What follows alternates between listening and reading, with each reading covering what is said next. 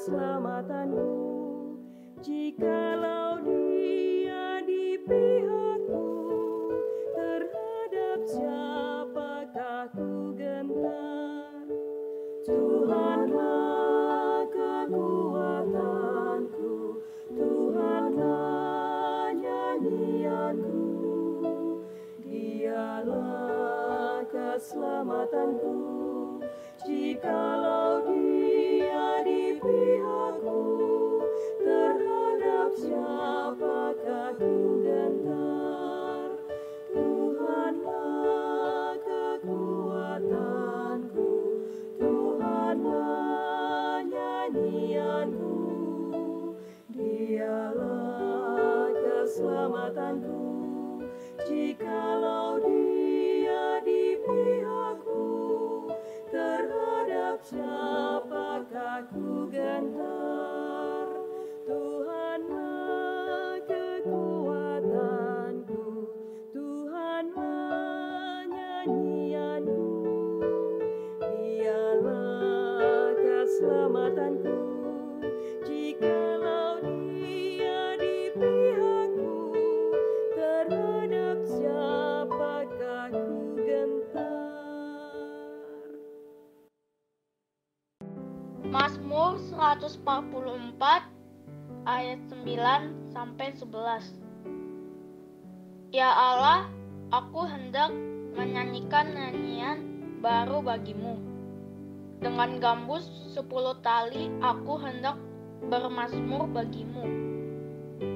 Engkau yang memberikan kemenangan kepada raja-raja dan yang membebaskan Daud hamba-Mu. Bebaskanlah aku daripada pedang celaka, dan lepaskanlah aku dari tangan orang asing, yang mulutnya mengucapkan tipu, dan yang tangan kanannya adalah tangan kanan dusta. Apa kabar Bapak Ibu sekalian? Selamat berjumpa kembali ya dalam doa pagi online. Bapak Ibu, pada pagi hari ini kita kembali akan mendengarkan firman Tuhan. Saya mengajak kita sekalian, saudara, untuk menyatukan diri kita di dalam doa. Mari kita berdoa. Bapa dalam Tuhan Yesus Kristus, terima kasih kalau pada pagi hari ini kembali firman Tuhan boleh meneguhkan hidup kami. Biarlah apa yang boleh kami dengar sebagai umat-Mu, kami terus boleh mendapatkan pengajaran yang berharga dalam perjalanan hidup kami, sehingga kami tahu Tuhan, apa yang harus kami lakukan sebagai anak-anak Tuhan. Pimpinlah kami Tuhan dalam kuasa Roh Kudus-Mu, sehingga apa yang boleh kami dengar menjadi berkat dalam hidup kami. Dan juga Roh Kudus Tuhan memampukan hamba-Mu dalam segala keterbatasannya untuk dapat menyampaikan firman Tuhan dengan benar. Di dalam nama Tuhan Yesus Kristus kami berdoa dan mengucap syukur. Amin. Bapak Ibu, tema khotbah pada pagi hari ini adalah merangkul penderitaan. Dan bahan Alkitabnya terdapat di dalam kitab 1 Petrus, pasalnya yang kedua, ayatnya yang ke-19 sampai 25. Demikianlah firman Tuhan. Sebab adalah kasih karunia, jika seorang karena sadar akan kehendak Allah menanggung penderitaan yang tidak harus ia tanggung. Sebab dapatkah ditebus pujian jika kamu menderita pukulan karena kamu berbuat dosa? Tetapi jika kamu berbuat baik dan karena itu kamu harus menderita, maka itu adalah kasih karunia pada Allah. Sebab untuk itulah kamu dipanggil, karena Kristus pun telah menderita untuk kamu dan telah meninggalkan teladan bagi kamu, supaya kamu mengikuti jejaknya. Ia tidak berbuat dosa dan tipu tidak ada dalam mulutnya. Ketika ia dicaci maki, ia tidak membalas dengan mencaci maki. Ketika ia menderita, ia tidak mengancam, tetapi ia menyerahkannya kepada Dia yang menghakimi dengan adil. Ia sendiri telah memikul dosa kita di dalam tubuhnya di kayu salib, supaya kita yang telah mati terhadap dosa hidup untuk kebenaran. Oleh bilur-bilurnya kamu telah sembuh. Sebab dahulu kamu sesat seperti domba, tetapi sekarang kamu telah kembali kepada gembala dan pemelihara jiwamu. Saudara, sampai sedemikian pembacaan kita, tentu yang berbahagia adalah kita yang mendengarkan firman Tuhan serta memeliharanya. Saudara, tema khotbah ini adalah merangkul penderitaan. Wah, ini tema khotbah yang mungkin cukup berat begitu ya, karena bicara tentang penderitaan dan bagaimana kita bisa merangkul penderitaan. Saudara, saya mulai saja bicara tentang pertanyaan banyak orang-orang Kristen di masa-masa pandemi ini, saudara. Pertanyaannya adalah, kalau Allah adalah Allah yang maha baik, Allah yang maha kuasa, kenapa seakan-akan Allah diam dengan situasi yang ada? Kalau Allah maha baik, kenapa banyak umat manusia di dalam dunia ini sekarang terpapar COVID? Tercatat itu sampai 109 juta ya di seluruh dunia terpapar COVID. Belum yang meninggal sampai 50 ribuan jumlahnya, saudara. Nah, selain itu juga orang bertanya, di mana kuasa Allah kalau begitu? Apakah kuasa Allah tidak bisa menghentikan penderitaan di masa-masa pandemi ini? Saudara, memang kita tahu bahwa yang namanya kemahabaikan dan juga kemahakuasaan Allah ini sekarang ini seakan-akan tertutup ya dengan varian Delta dari pandemi ini, pandemi COVID-19 ini, sehingga orang lebih banyak mendengar berita-berita yang menegangkan, menyedihkan, menakutkan, dan lain-lain dibandingkan berita-berita yang membawa kesegaran, support, semangat, dan lain sebagainya. Nah, karena itulah ketika kita berbicara tentang penderitaan ini, saudara, kita perlu mengetahui apa sih yang membuat manusia menderita. Saudara, seorang yang bernama G.V. Leibniz, ya, seorang ilmuwan bangsa Jerman, itu pernah menyatakan bahwa penderitaan ini bisa dilihat dari 3 sisi. 3 sisi itu apa saja, saudara? Pertama, penderitaan itu diakibatkan oleh keburukan karena keburukan fisik, ya, atau yang disebut dengan malum psikikum, ya, psikikum, ya, yang mewujud dalam bentuk penderitaan secara jasmani. Itu penderitaan yang dihasilkan dari keburukan yang pertama itu. Lalu yang kedua, keburukan kedua disebut keburukan metafisik atau malum metafisikum, yang mewujud dalam penderitaan yang diakibatkan oleh bencana alam, gempa bumi, dan lain sebagainya. Dan yang ketiga adalah keburukan moral, ya, atau malum morale, yang merupakan akibat langsung penyalahgunaan kehendak bebas manusia atau yang kemudian disebut dengan kejahatan. Nah, saudara, dari 3 keburukan ya, yang terjadi yang membuat kemudian manusia menderita, maka sebenarnya keburukan karena kejahatan inilah yang paling besar ya, di antara keburukan karena fisik ataupun juga karena musibah bencana alam dan lain sebagainya. Nah, saudara, pada kenyataannya memang penderitaan manusia yang diakibatkan oleh tindakan jahat manusia ini begitu luar biasanya terjadi dalam kehidupan ini. Dan penderitaan itu adalah sebuah realitas yang terjadi dalam kehidupan manusia yang tidak bisa terelakkan oleh siapapun juga. Seorang nabi bernama Yeremia dalam Yeremia 15 ayat ke-8 mengatakan tentang penderitaan. Mengapakah penderitaanku tidak berkesudahan dan lukaku sangat payah, sukar disembuhkan? Saudara, orang yang ada dalam penderitaan siapapun juga, bahkan seorang nabi saja, ingin segera terlepas dari penderitaan. Tapi inilah yang terjadi, bahwa setiap orang tanpa terkecuali harus menghadapi penderitaan. Karena itulah manusia, umat Tuhan harus belajar juga bahwa bagaimanapun juga penderitaan itu adalah sebuah kenyataan yang harus dihadapi secara berani. Kita tidak bisa melarikan diri atau bersembunyi dari penderitaan, karena penderitaan akan terus mengejar kehidupan kita. Nah, karena itu apa yang harus kita lakukan? Yang kita lakukan seperti tema kita pada pagi hari ini adalah merangkul penderitaan. Nah, seperti apa sih merangkul penderitaan itu, saudara? Di dalam pembacaan kita 1 Petrus 2 ayat 19, saudara, dikatakan demikian. Sebab adalah kasih karunia jika seorang karena sadar akan kehendak Allah menanggung penderitaan yang tidak harus ia tanggung. Jadi saudara, ini menarik sekali ya, karena di dalam surat Petrus ini dikatakan sebab adalah kasih karunia.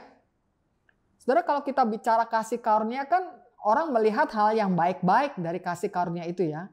Entah mungkin kesehatan, kekayaan, kuasa, ya, dan lain-lain sebagainya. Tapi justru kalau kita memperhatikan di dalam surat Petrus ini, penderitaan itu ternyata juga adalah kasih karunia. Ini sesuatu yang mungkin orang akan berpikir, dari mana penderitaan bisa dikatakan sebagai kasih karunia?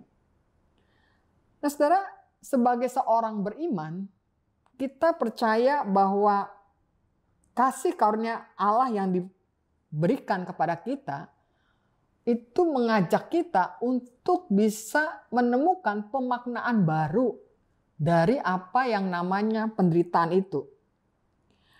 Kita diajar lewat proses penderitaan itu untuk semakin menjadi orang-orang yang sempurna dalam pandangan mata Allah. Manusia diajak untuk melihat suatu realitas penderitaan dari sudut pandang Allah. Jadi bukan dari sudut pandang manusia. Kalau dari sudut pandang manusia, mungkin manusia bisa mengatakan penderitaan itu, Bu, sebuah misteri. Penderitaan itu adalah hukuman Allah, Bu. Nah, itu dari sudut pandang manusia. Tetapi kalau dari sudut pandang Allah tidak demikian. Allah yang maha baik secara pasti menghendaki kebaikan bagi setiap manusia di balik setiap bentuk penderitaan yang diizinkannya. Nah, karena itulah Allah mau datang ke dalam dunia di dalam diri Yesus Kristus, anaknya yang tunggal. Jadi kita melihat bahwa Yesus Kristus dalam perjalanan hidupnya itu sangat dekat dengan yang namanya penderitaan. Suatu penderitaan yang tidak dibuat-buat atau pura-pura, atau suatu penderitaan yang dicari-cari. Ini sesuatu penderitaan yang memang penderitaan yang dijalani secara sadar. Dan Yesus ingin memberikan dirinya sebagai kurban keselamatan bagi banyak orang. Sehingga apa? Sehingga orang-orang yang berada dalam penderitaan itu pada saatnya menemukan kemuliaan di dalam Kristus. Sehingga mereka tidak lagi melihat penderitaan itu sebagai hukuman atau sebuah misteri, tetapi sebagai suatu rancangan Allah yang indah. Karena itulah kalau kita perhatikan sesuai dalam perjalanan hidup Yesus, ketika ia menderita, ia tidak mengumpat, ia tidak menyalahkan Allah, ia tidak mencaci maki orang-orang yang ada di sekitarnya atau murid-muridnya yang meninggalkan dia. Tetapi dia mampu merangkul penderitaan. Karena juga dikatakan bahwa ia tahu bahwa di tengah-tengah penderitaan yang dialaminya, ia mau menyerahkan semuanya itu kepada Allah Bapanya yang akan menghakiminya dengan adil. Itu dikatakan dalam 1 Petrus 2 ayat 23. Saudara, kalau Yesus saja menderita, maka kita pun mestinya harus memperlengkapi diri kita. Dalam pikiran kita, dalam perasaan kita, bagaimana kita harus kuat dan tangguh untuk menahan penderitaan itu. Oleh karena itu, saudara, walaupun penderitaan itu menyakitkan dan menimbulkan luka, Namun sesungguhnya bagi orang beriman, penderitaan itu hanya bersifat sementara. Seperti yang dikatakan Rasul Paulus bahwa kematian tidak lagi berdaya sengat. Hai maut, di mana sengatmu? Penderitaan ada, tetapi tidak akan mematikan. Dan manusia disadarkan bahwa ia tidak pernah sendirian dalam menghadapi penderitaan. Allah sendirilah yang sebagai Bapa akan hadir merangkul kita untuk boleh berjalan bersama-sama dengan Dia di tengah-tengah penderitaan kita.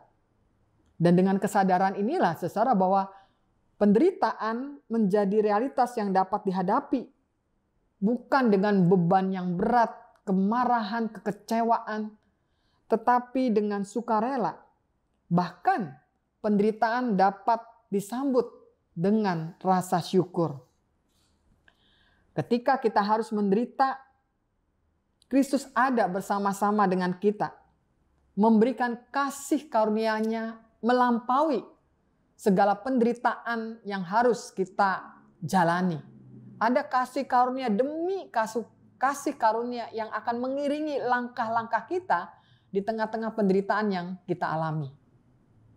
Nah, karena itulah saudara, kalau saat ini kita harus menghadapi bagaimana banyak orang terpapar COVID dan juga diri kita, barangkali keluarga kita, atau kita juga kehilangan orang-orang yang begitu kita kasihi, yang tidak pernah terbayangkan terjadi dalam perjalanan hidup kita.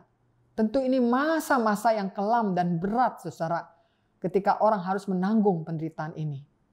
Tapi mari percaya pada kuasa kasih Allah, bahwa Ia terus meneguhkan kita dengan kasih karunia demi kasih karunia, sehingga kita mampu untuk menanggung penderitaan itu. Dan bahkan, saudara, kita bisa dipakai Allah untuk menjadi contoh atau teladan di tengah-tengah penderitaan yang dialami oleh manusia.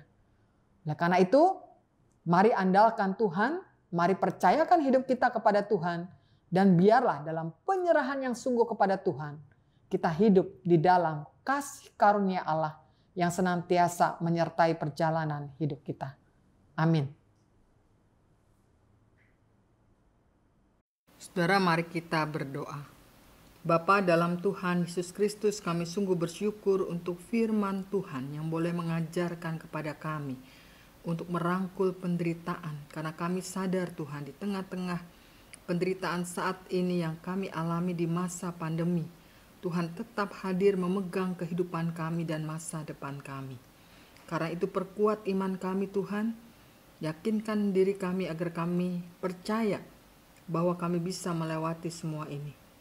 Kami juga berdoa saat ini Tuhan untuk penanganan vaksinasi yang dilakukan oleh pemerintah pusat dan daerah-daerah agar boleh disambut secara positif oleh masyarakat luas, sehingga penanganan COVID-19 ini dapat membuahkan hasil dengan melandainya penularan COVID yang ada.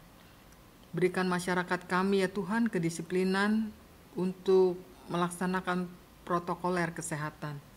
Kami juga berdoa untuk penanganan ekonomi di Indonesia. Biarlah tangan kasih Tuhan yang boleh terus memberikan kepada pemerintah kami hikmat dalam menurunkan kebijakan-kebijakan dalam mengembangkan perekonomian di Indonesia. Kami berdoa ya Tuhan agar UMKM di Indonesia dapat tetap bertahan menghadapi tekanan pandemi COVID-19 ini. Tuhan, kami juga berdoa agar masyarakat maupun juga jemaat kami di dalam mengalami pergumulan ekonomi, mereka tetap mampu menghadapinya, sehingga kesulitan-kesulitan keuangan yang mereka hadapi ya Tuhan, mereka menemukan jalan keluarnya.